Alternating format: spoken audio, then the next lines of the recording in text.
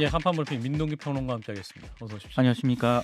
자, 한동훈 국민의힘 비대위원장 오늘 관훈클럽 토론에 참석을 했는데 주요 발언 영상 잠시 듣고 갑니다. 우리는 국회의원의 특권 내려놓기를 말한 처음은 아니지만 그걸 실천한 처음이 되고 싶습니다. 낙타를 쓰러뜨린 마지막 보찜을 얹은 사람이 되고 싶습니다. 4월 10일 이후에 진짜로 뭘 해야 될지에 대해서는 정말 생각해보지 않고 있습니다. 여러분 여기 정말 정치라든가 이런 그 식견에 엎으신 분들이 있는데 입장 바꿔 생각해보더라도 4월 10일 이후에 제 인생이 좀 꼬이지 않겠습니까? 이기든 지든. 예, 자, 한동훈 비대위원장의 말이었는데 이제 마지막 발언도 좀 뭐랄까요, 좀 재밌게 들리긴 한데 어떤 얘기가 또 있었습니까? 그 검사 독재를 청산해야 한다라고 강조했던 이재명 민주당 대표를 겨냥을 해서요. 만약 검사 독재가 있다면 이재명 대표는 지금 감옥에 있을 것이다. 이런 얘기를 했습니다. 예, 그리고 민주당이 얼마 전 이재명 대표 피습 사건 이후 말도 안 되는 음모론을 퍼뜨리면서 경찰을 집중적으로 공략을 했다라고 언급을 하면서 검찰이 없어지면 그럼 다음번 공약은 경찰을 없애는 건가 이렇게 또 주장을 하기도 했고요. 이번 4월 총선의 시대 정신으로 운동권 특권 세력 청산을 꼽지 않았습니까? 예, 이 부분과 관련해서도 자신은 민주화 운동을 한 분들에 대해서 대단히 존경하는 마음이 있다. 하지만 민주화 운동은 몇몇 사람의 공이 아니라 대한민국 모든 시민의 공이다. 이런 점을 강조를 했고요. 그 공을 발췌해서 수십 년째 우려먹는 걸 비판하는 것이다. 라는 점을 지적을 했습니다. 예, 그분들이 잘 먹고 잘 사는 것 자체라면 나라에 해가 없는데 그분들이 새로운 정치 세력, 좋은 정치의 등장을 꽉꽉 막고 있다라고 주장을 했고요. 예, 이번 총선에서 그 부분이 청산돼야 한다는 것이다라는 점을 강조를 했습니다. 그리고 국민의힘이 대단히 어려운 상황이기 때문에 좁은 의미의 정치를 안 해본 사람을 갑자기 당대표로 불러 올린 것이다라는 말도 했고요. 그만큼 총선 승리가 절실하니까 어찌 보면 자신이 죽을 길인 걸 알면서도 나온 것이다라고 얘기를 했습니다. 그리고 이번 총선에서 생각하는 목표를 달성하지 못한다면 비대위원장직에서 물러나겠다라고 얘기를 했고요. 예. 그만큼 총선에 집중을 할 것이고 그 외의 것은 정말 생각하지 않는다라고 얘기를 했습니다. 예, 자, 김건희 여사의 그 명품백 수수 논란에 대한 얘기도 있었는데 어떤 답변을 했습니까? 그러니까 여러 가지 전후 과정에서 국민들께서 걱정할 만한 부분이 있었다는 건 분명하다라고 얘기를 했습니다. 예, 거기에 대해서 대통령이 적절하게 잘 말씀하실 것이라 생각한다라고 얘기를 했는데요. 오늘 신년 대담 방송이 예정돼 있지 않습니까? 예, 이제 오늘 방송에서 그 얘기를 할 것이다라는 점을 강조한 것으로 보입니다. 음, 그리고 국민 눈높이에서 생각할 문제라는 자신의 기존 입장과 관련한 질문에도 생각하시는 그대로다라고 얘기를 했고요. 자신은 국민 눈높이에서 정치하는 사람이고 그 부분을 지적한 것이다라고 답을 했습니다. 다만 기본적으로 저열한 몰카 공장이 맞다라고 얘기를 했고요. 그런 점을 국민이 잘 보고 있을 것이라고 생각한다. 분명한 의도를 갖고 친북 사람이 공격하려고 했던 것이다라고 얘기를 했습니다. 예, 그리고 이번 논란을 계기로 특별감찰관 임명이 거론되고 이와 동시에 북한 인권재단 이사도 추천해야 한다는 조건을 바꿀 수 있느냐 이런 질문도 받았는데 예. 그 부분도 검토 중이다라고 답을 했습니다. 네, 자, 한동훈 비대위원장의 주요 발언에 어떻게 들으셨는지 진 작가님부터. 뭐 할 말을 좀 한 것 같고요. 예. 재미있는 게 이제 아니 그렇게 검찰 독재 비판하는 분이 왜 검사 사칭을 했느냐. 그 말에 대해서 이제 이재명 대표가 좀 할 말이 좀 없을 것 같고 예. 김건희 건 같은 경우에도 그뭐 오프닝에서는 그렇게 말씀하셨는데 저는 상당히 그 강하게 나갔다고 보거든요. 그러니까 국민들이 우려하는 부분 그걸 자기 입으로 말할 수는 없잖아요. 처지가. 그러니까 그걸 갖다 인정하고 그다음에 특별감찰관과 제2부속실 설치해야 된다고 생각하는 거고 심지어는 뭐냐면 국힘에서 그걸 조건으로 걸었지 않습니까? 그런데 그 조건조차도 걸지 않을 걸 우리가 검토하고 있다라는 걸 보니까 오늘 우리가 예상했던 것보다는 대통령 담화에서 그것보다 좀 진전된 입장이 나올 것 같다는 느낌이 좀 들어요. 예. 그리고 이제 마지막 말이 굉장히 재밌지 않습니까?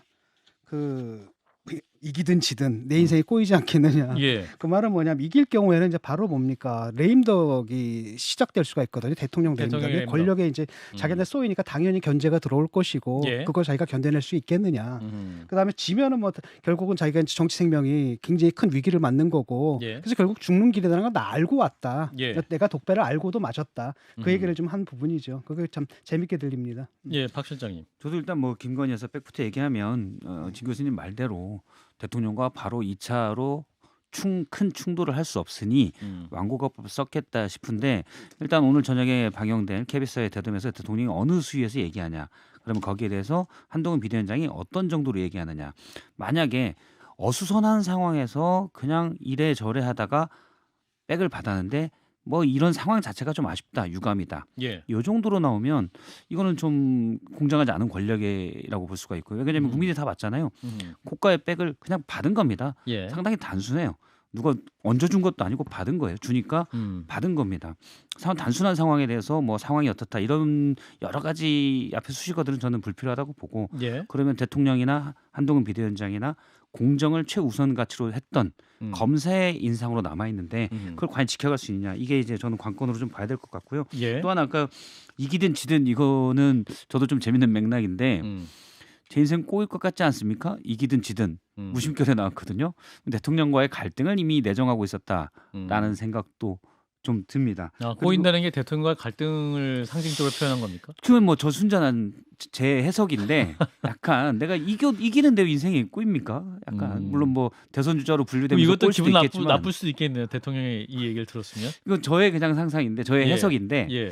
이기는데 왜 꼬일까? 근데 이 대선 주자라는 거는 이미 여러 번 나왔지 않습니까? 그래서 그것 때문일까라는 생각도 들고 또 하나 제가 눈여겨보는 대목이 있습니다. 뭐가 있냐면은 공천 얘기를 하면서 아는 사람 그다음에 뭐 신세진 사람에게 은혜 갚는 식의 공천 이거 안 하려고 한다. 이렇게 사각 끼면 공천이 망한다. 예. 나는 아는 사람이 없어서 그래서 공천을 할 수 있는 가장 적임자라고 했거든요. 그럼 이걸 누구한테 한 소릴까? 누가 왜 옆에서 대통령 사이와 한동훈 비대위원장 사이를 이렇게 자꾸 아니 저는 이간질 하시는 것 같습니다. 아니, 이간질을 네. 아무 의미 아니. 없이 그냥 원래 원칙대로 하겠다 말씀하는데 아니. 자꾸 언론이 두 아, 분을 그런가요? 예. 아, 진 교수님. 그러면 사이좋게 지내시길 바랍니다. 사이좋게 지내는 게 아니라 그 갈등이 있는 게 당연한 거예요. 대통령은 자기 사람 심고 싶어 하고 아직 임기가 그쵸. 3년이나 남았으니까 예. 당내에서 자기 사람을 심고 자기의 국정 운영을 갖다 든든하게 뒷받침해 줄 사람을 심고 싶겠죠. 예. 하지만은 국민들 눈높이에 선 게 안 맞으니까 당의 입장에서 당연히 거기에 대해서 제동을 걸어야 되는 거고. 예. 그래서 저는 이런 갈등은 생산적인 갈등이라고 봅니다. 저는- 좀 더 강하게 부딪혀도 된다고 봐요. 사실은 국회의원들이 음. 국민의 대표자고 대의민주주의의 그 대리인들이잖아요. 예. 근데 사실 한동훈 비대위원장이 얘기한 것처럼 이른바 중진 또는 음. 권력 핵심부에서 아는 사람에게 자리 주고 이런 일들이 있어 왔거든요. 예. 그런데 한동훈 위원장의 이 말은 전 맞다고 봅니다. 그래서 그런 것들을 끊어내는 게 정말 중요하다고 보고 혹시 그렇죠. 용산에서 오면 잘 끊어내시길. 그러니까 대통령이 바랍니다. 내려 보내는 분들이 정말 괜찮은 분들이 문제가 없는데 예. 많은 경우에 이제 그런 사람들 아니까 예스맨들 아니겠어요? 예. 이게 문제거든요. 능력은 없고 오로지 그 부족한 능력을 갖다가 과도한 충성심으로 때운 이런 분들이 더러 섞여 있거든요. 그런 예. 분들은 걸러내야 되지 않겠습니까? 예. 자, 자연스럽게 공천 얘기를 잠시 해볼 텐데 일단 대통령이 설 맞아 특별 사면을 또 결정을 했습니다. 어떤 내용이었습니까? 45만여 명에 대한 특별 사면을 예. 단행하기로 했습니다. 이번에 뭐 경제인하고 정치인도 포함이 됐습니다만 예. 무엇보다 이번 사면은 활력 있는 민생 경제에 주안점을 뒀다라고 얘기를 했고요. 예. 운전면허 행정 제재를 특별 감면하고 뭐 식품 적격업자라든가 생계형 어업인 등에 대한 행정 제재 감면을 추진한다라고 밝혔습니다. 예. 그리고 일상적인 경제 활동에 도움이 될 수 있는 조치들을 계속 추진해 나가겠다 이런 점을 또 강조를 했습니다. 사면 대상자가 항상 중요한데 어떤 분이 주목하는 부분이 있을까요? 그러니까 박근혜 정부 문화계 블랙리스트 사건으로 유죄가 확정된 김기춘 전 대통령 비서실장하고요. 예. 댓글 공작 등의 혐의로 유죄를 확정받은 김관진 전 국방부 장관이 특별 사면됐습니다. 예. 그리고 세월호 참사 당시 유가족 등 민간인에 대한 불법 사찰을 지시한 혐의로 유죄를 확정받은 김대열 지원관 전 기무사령부 참모장도 잔형을 면제받고 복권이 됐는데요. 예. 근데 특히 이제 김관진 전 장관 같은 경우에는 사면을 불과 5일 앞두고 재상고를 취하했거든요. 그래서 형이 확정이 됐고 김기춘 전 실장 역시 재상고를 하지 않아서 형이 확정이 됐습니다. 이 형이 확정돼야 사면 대상에 오를 수가 있기 때문에 이것 때문에 대통령실로부터 사면될 것이라는 언지를 좀 미리 받은 것 아니냐 이런 의혹이 나왔는데 법무부는 일단 완전 부인을 했습니다. 그리고 노조 탄압 등의 부당노동 행위로 지난해 대법원에서 유죄를 확정받은 김장겸 관광환 전 MBC 사장하고요. 예. 권재용 전 MBC 부사장도 사면 복권이 됐습니다. 경제계에서는 횡령 혐의로 유죄가 확정된 최재원 SK그룹 수석 부회장 그리고 조세 포탈 혐의로 유죄가 확정된 구본상 LIG 회장 등 5명이 복권이 됐습니다. 예. 자, 조윤선 전 문체부 장관은 제외된 겁니까, 그러면? 대체가 됐습니다. 예. 그렇군요. 자, 저희가 또 어제 생방송 그 중에도 국민의힘 김성태 전 의원의 컷오프 소식을 전해드린 바 있는데 오늘 김성태 전 의원이 분노의 기자회견을 했습니다. 기자회견 발언을 듣고 이어갑니다. 오늘의 이 참담한 결과는 우리 당과 대통령 주변에 암처럼 퍼져 있는 소위 핵관들이 만들어낸 결과라는 점을 너무도 잘 알고 있습니다. 박성민 의원을 비롯한 허리 많은 대통령 측근이라고 자처하는 인사들이 이미 자신들의 입맛에 맞는 총선 부도를 만들고 또 지역 공천까지 자신들이 설계했습니다. 예, 자 김성태 전 국민의힘 의원의 발언이었고요. 일단은 뭐 탈당까지도 고민하다 이런 얘기가 나오는데 네. 어떤 발언을 했습니까? 일단 국민의힘 공천관리위원회가요. 예. 오늘 공천 신청자 전원을 대상으로 부적격 여부 등을 검증을 했거든요. 예. 그 결과 공천 신청자 29명이 부적격 대상자로 확정됐다라고 음흠. 발표를 했습니다. 예. 부적격 기준에 해당하는 집행유예 전과가 있다 하더라도 음흠. 20년 이상 경과된 범죄에 대해서는 뭐 범죄 내용이라든가 경중에 따라서 일부 예외를 인정한 경우가 있다라고 밝혔고요. 예. 아직 1심 선고가 나오지 않았지만 범죄 내용이라든가 당사자 해명을 보고 부적격자로 포함된 경우도 있다라고 밝혔는데 예. 정영환 공관위원장이 기자들과 이제 질의응답을 가졌는데 현역 의원이 있느냐라는 질문을 받았거든요. 근데 없는 것 같다라고 얘기를 했고 다만 전직 의원 중에는 방금 이제 기자회견에서 들으신 것처럼 김성태 전 의원이 이제 부적격 대상에 포함된 것으로 일단 파악이 되고 있습니다. 예. 그래서 이제 김성태 전 의원이 좀 전에 들으신 것처럼 굉장히 좀 분노였던 기자회견을 가졌는데 특히 대통령에 의해 사면 복권된 사람을 초헌법적으로 공천에서 원천 배제한다는 특별 규정은 애초 공관위 안에 있지는 않았다. 그런데 대통령 측근이라고 공관위에 들어가 있는 인사가 주장해서 반영을 시켰다라고 주장을 했고요. 그럼 이 공관위에 들어간 핵관이 누구냐라고 기자들이 질문을 했고 예. 혹시 이철규 의원이냐라는 질문까지 나왔거든요. 부인하지 않겠다라고 답을 했습니다. 그리고 관련해서 또 장동혁 사무총장이 공관위원인데 예. 댓글 공작 등의 혐의로 유죄를 확정을 받았다가 특별 사면을 받은 김관진 전 국방부 장관이 있지 않습니까? 예. 혹시 공천을 받을 수 있는지 이 질문을 했는데 약간 좀 추상적으로 답변을 했습니다. 사면 복권된 경우에는 조건부로 접수했다. 대상 범죄가 사면 복권이 되면 부적격이 안 되는 범죄도 있었고 사면 복권이 돼도 부적격 대상에 포함된 범죄도 있었다라고 얘기를 했거든요. 그러니까 사면 복권을 받아서 공천 부적격을 면한 사람도 있다는 그런 얘기인데 김관진 전 뭐 장관이 공천을 뭐 신청을 한 것 아니냐라는 그런 해석도 지금 나오고 있는 그런 상황입니다. 예. 자, 사면 대상부터 또 사명 대상자 중에 또 공천받을 분이 있을 것이냐. 이준석 전 대표 때 SNS 글도 올리게 됐습니다. 자, 이 부분 어떻게 보셨을까요? 아니, 사면 대상부터 부적절하고요. 예. 뭐 하는 짓입니까? 이분들의 범죄 유형이 뭡니까? 민주주의를 파괴한 거거든요. 국민들의 선택권을 자기들이 좌지우지하려고 권력을 이용해가 장난을 치다 걸린 사람들이거든요. 예. 이거는 우리가 갖고 있는 자유민주주의 체제를 위협했던 이런 범죄자들입니다. 예. 그 경제인들도 보게 되면 횡령이잖아요. 조세 포탈이거든요. 미국 같은 경우 이런 경우면 한 수백 년 형이 떨어지는 겁니다. 예. 자유시장 경제를 지키는 사람들이라면은 더 엄하게 처벌해야 되는 건데 왜 이런 사람들을 포함시키는지 모르겠고 더 황당한 건 뭐냐면 공천까지 줘. 이건 말이 안 된다고 보거든요. 예를 들어가지고 김성태 의원 같은 경우 이분 같은 경우는 지금 왜 그 얘기를 하냐면 뭐 그 저한테까지도 전화를 해가지고 이제 하소연을 하더라고요. 진 교수님께 굉장히 억울했었던 전화했어요? 것 같아요. 김성태 의원이? 왜냐하면 제가 이제 이철규 이분에 대해서 좀 부정적으로 제가 언급한 적이 있잖아요. 예. 그래서인지 이제 하소연을 했는데 예. 무슨 얘기인가 했더니 지금 보니까 아니 사면 복권을 했으면은 뭐 공천을 적격을 한다라든지 이게 기준이 돼야 되는데 사면 복권에서도 누구는 부적격이고 누구는 적격이고 적격이다. 이런다면 이건 자의적이다라는 거잖아요. 그 판단이. 예. 여기서 이제 문제가 발생하는 거거든요. 그래서 저는 두 가지 다 일단은 요번에 꼭 이런 게 있어야 되는가. 대통령의 사면권을 갖다 굉장히 억제를 해야 된다. 그다음에 사면의 원칙이 맨날 입만 열면 떠드는 게 자유시장 경제, 자유주의 이거 아니겠습니까? 예. 대통령이. 근데 이거 바로 우리 자유민주주의 체제의 그 상부구조와 토대 이거를 위협했던 이런 범죄를 저지른 사람들을 왜 풀어주느냐라는 거고. 근데 왜 지금 이 상황에서 풀어주는 게 국민통합의 동합이 도움이 되느냐 뭔지 잘 모르겠고 예. 더 나가서 사면까지 해가 공천까지 주려고 하느냐.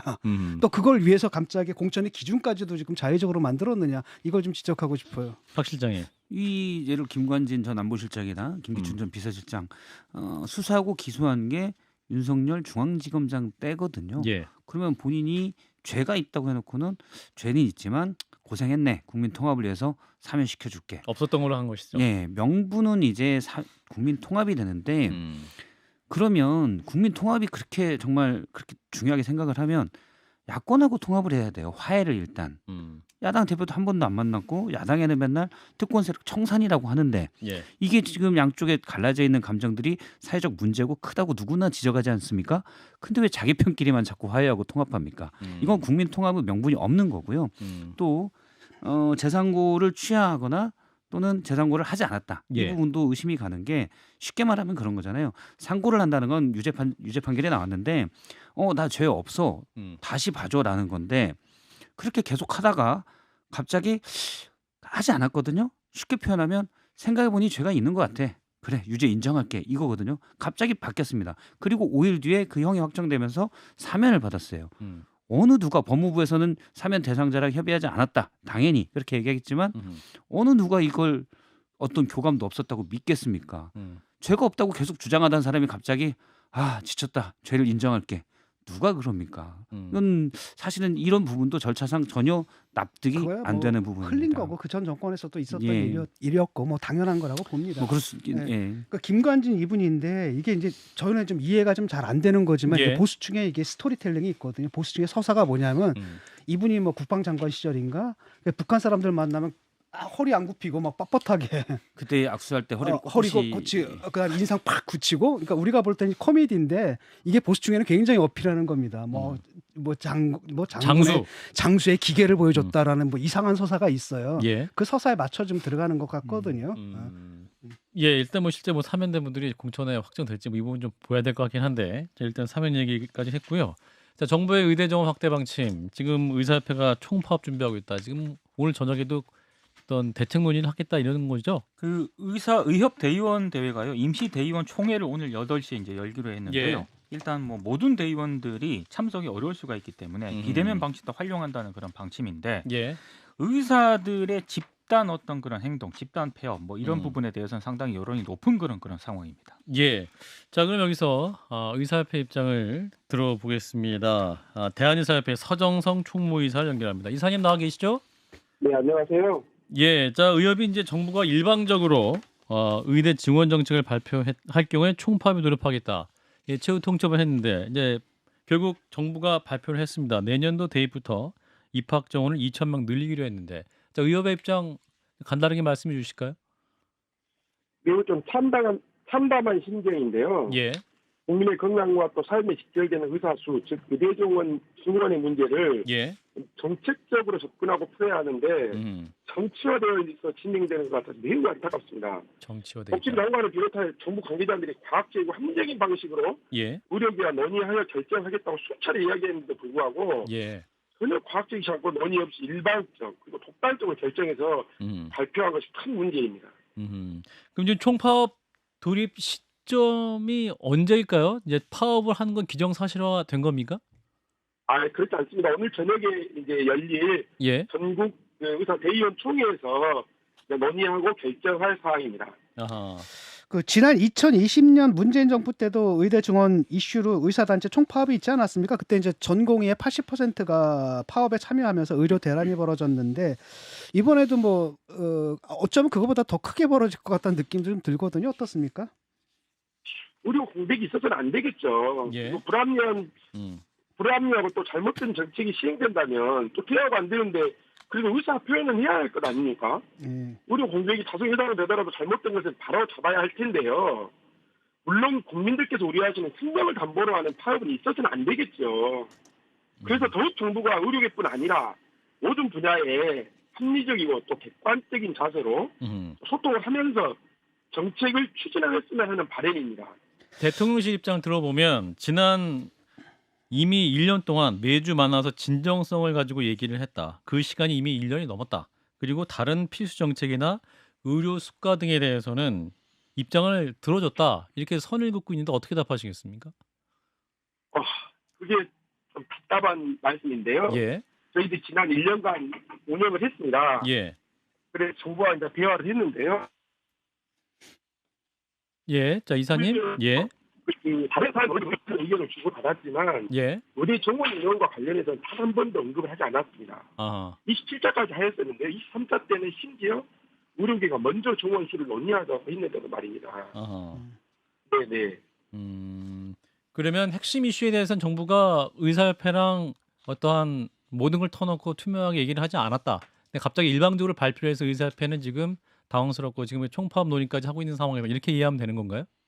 네, 맞습니다. 의료계에서 지금 우리나라에 일어나고 있는 의료 체계 문제는 예, 의사 수를 늘려서 해결되지 않고 예, 필요한 것에 적절히 배치를 하는 것이 중요하다고 했고 그럼에도 지금 다수의 국민들이 원하고 정부에서 의료 정원을 꼭 늘려야 한다고 하니 예, 부작용을 최소화하는 방향으로 국민들께서 불안하지 않는 방향으로 예, 논의를 하자고 했던 겁니다. 예. 그런데 갑자기 일방적으로 발표한 거죠. 아마 총선 이슈 삼으려고 했던 것 같긴 한데 지금 그 정부에서는 지금 뭐 파업하면은 바로 업무 복귀 명령 발동하고 위법 행위에 대해서 엄정 대응하겠다는 방침 아니겠습니까? 네. 이거 뭐 만약에 이렇게 나오면은 지금 의협에서는 어떻게 대응하실 생각이신가요?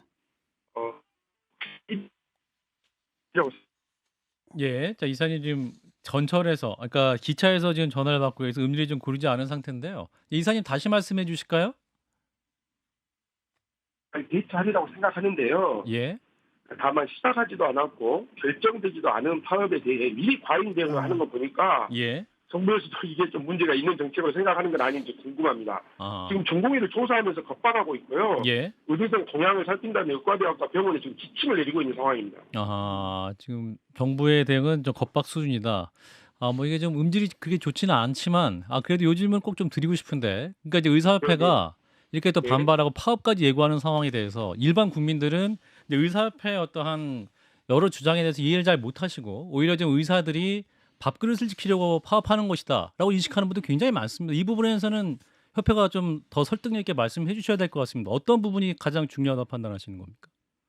지금 문제가 예, 지역 의료와 필수 의료가 무너진 것입니다. 예, 지금 사실 우리 국민들께서 몸이 아팠을 때 병원에 찾아가면은 예, 바로 전문의를 만날 수 있는 곳이 우리나라이거든요. 예, 우리나라는 그만큼 외국에 한 번만 나가보셨으면 알겠지만은 예, 정말 의료 정책이 잘 돼 있는 의료 천국이라고도 할 수 있습니다. 예, 그런데 그러면 문제가 없는 것이냐? 그게 아니죠. 예, 필수 의료와 지역 의료, 그러니까 생명을 담보로 하는 지금 그 소아과 오픈런, 응급실 뺑뺑이, 예, 심지어 우리가 소위 말하는 예, 그리고 분만 문제, 산부인과 의사가 없어서 예, 그리고 또 지역에 의사가 없어서 좀 부족한 문제 이런 게 문제라는 것이죠. 이쪽으로 의사들이 갈 수 있게 하는 유인책 그런 방향성을 설정해야 되는데 예, 무조건 의사를 늘려서 이게 해결되는 것처럼 지금 말하고 있는 정부가 크게 문제라는 것이죠. 알겠습니다. 저 이사님, 예, 네네. 앞서 이제 의사수 증원 않고 부작용을 최소화하면서 할 수 있는 방안이 지금 필수 의료와 이런 부분들 잘 조율하면 된다고 하시는데 이게 지금은 그럴 수 있지만 근데 저도 한 15년 지나면 이제 65세 이상이 돼서 그 또래가 많거든요. 이때 네. 부족하다고 다들 걱정을 해요. 제 또래들도. 그러면 지금부터 의사수를 늘려서 여기에 대비해야 된다라고 많은 국민들이 또 생각하고 있거든요.